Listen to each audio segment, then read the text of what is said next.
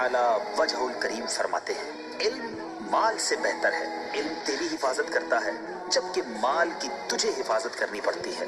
علم حاکم ہے اور مال محکوم۔ مال خرچ کرنے سے گھٹتا ہے جبکہ علم خرچ کرنے سے بڑھتا ہے۔ تو خرچ کر پڑے گا یہ نہ کم ہو مال کی طرح، تو خرچ کر پڑے گا یہ نہ کم ہو مال کی طرح، مال کو سنبھالتا سنبھالے تجھ کو علم ہے، مال کو سنبھالتا سنبھالے تجھ کو علم ہے۔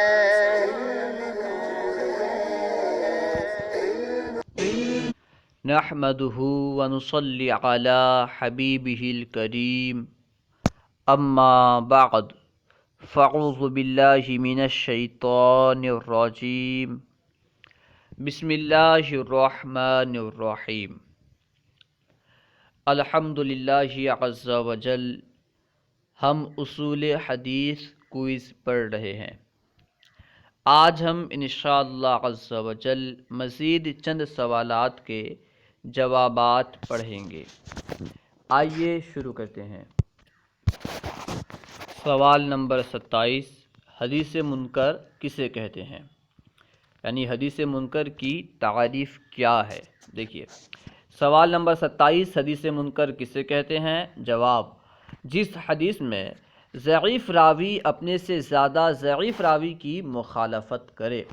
یعنی حدیث منکر اس حدیث کو کہتے ہیں جس حدیث میں ضعیف راوی اپنے سے زیادہ ضعیف راوی کی مخالفت کرے۔ یہ تعریف حدیث منکر کی بیان کی گئی، لیکن یہ تعریف درست نہیں ہے۔ صحیح تعریف یہ ہے کہ حدیث منکر اس حدیث کو کہتے جس میں ضعیف راوی اپنے سے زیادہ راجح راوی کی مخالفت کرے۔ ضعیف راوی اپنے سے زیادہ راجح راوی کی مخالفت کرے، ضعیف راوی اپنے سے ارجح راوی کی مخالفت کرے تو اس حدیث کو حدیث منکر کہتے۔ تو یہاں پہ زیادہ ضعیف کی جگہ زیادہ راجح ہونا چاہیے، جو کتابت کی غلطی کی وجہ سے زیادہ ضعیف راوی کی مخالفت کرے لکھ دیا گیا ہے۔ ٹھیک ہے، صحیح تعریف وہی جو میں نے بیان کیا کہ حدیث منکر اس حدیث کو کہتے ہیں جس حدیث میں ضعیف راوی اپنے سے زیادہ راجح راوی کی مخالفت کرے۔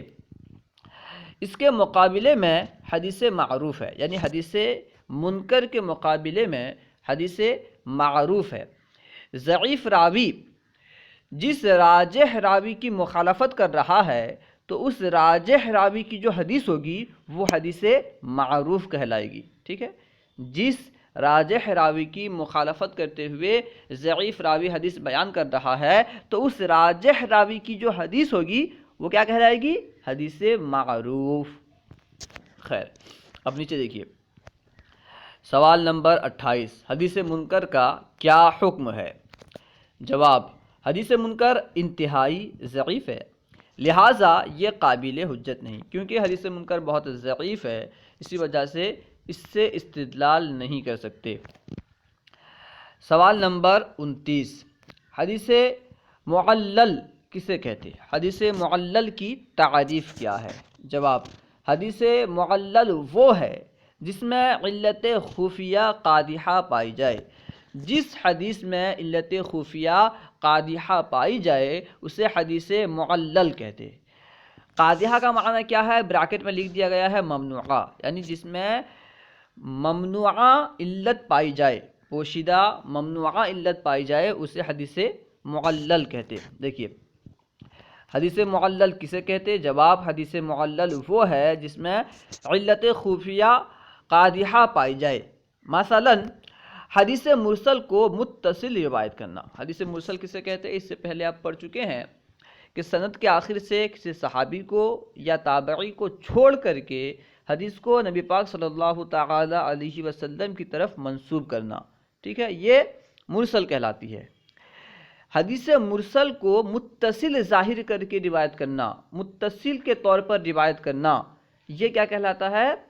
معلل کہلاتا ہے، کیونکہ اس میں ایک علت قادحہ ہے، ایک پوشیدہ ممنوعہ علت ہے کہ یہاں پہ تابعی کو یا کسی صحابی کو چھوڑ دیا گیا ہے، اسے ظاہر کرنا چاہیے تھا، حالانکہ ظاہر نہیں کیا جا رہا ہے، حدیث مرسل کو متصل کر کے روایت کیا جا رہا ہے، تو یہ کیا ہے؟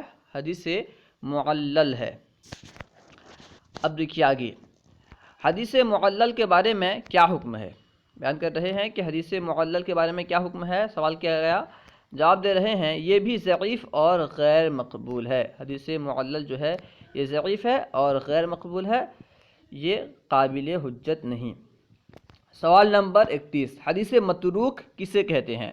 جواب، وہ حدیث جس کی سند میں کوئی راوی متہم بالکذب ہو، یعنی جس کے راوی پر جھوٹ کی تہمت لگائی گئی ہو۔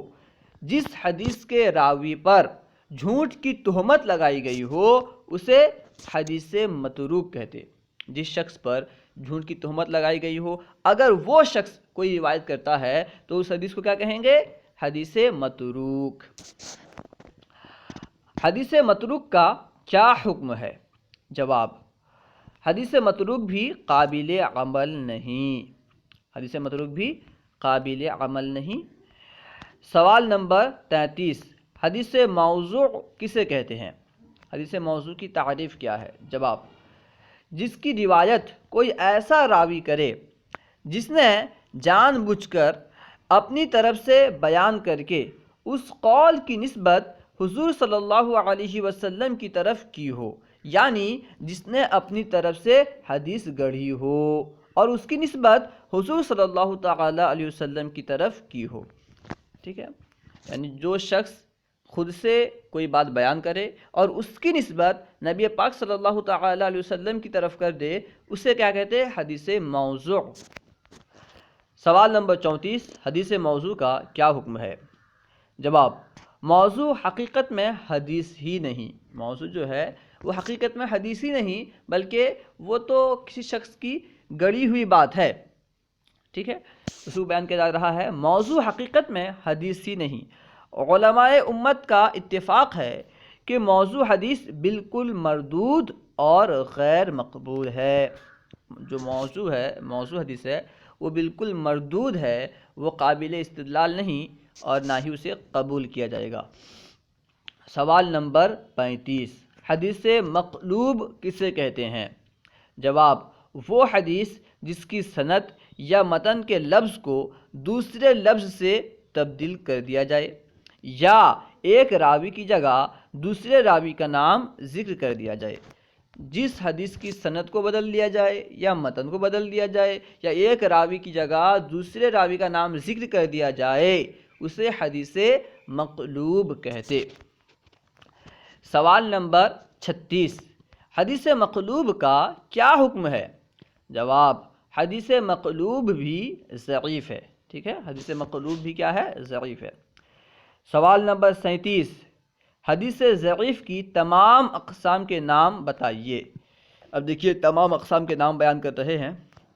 جواب، نمبر 1 مرسل، منقطع، نمبر 3 معلق، نمبر 4 معضل، نمبر 5 مضطرب، نمبر 6 مقلوب، نمبر 7 مدرج، نمبر 8 معلل، نمبر 9 متروک، نمبر 10 موضوع، نمبر 11 مدلس، نمبر 12 شاذ، نمبر 13 منکر۔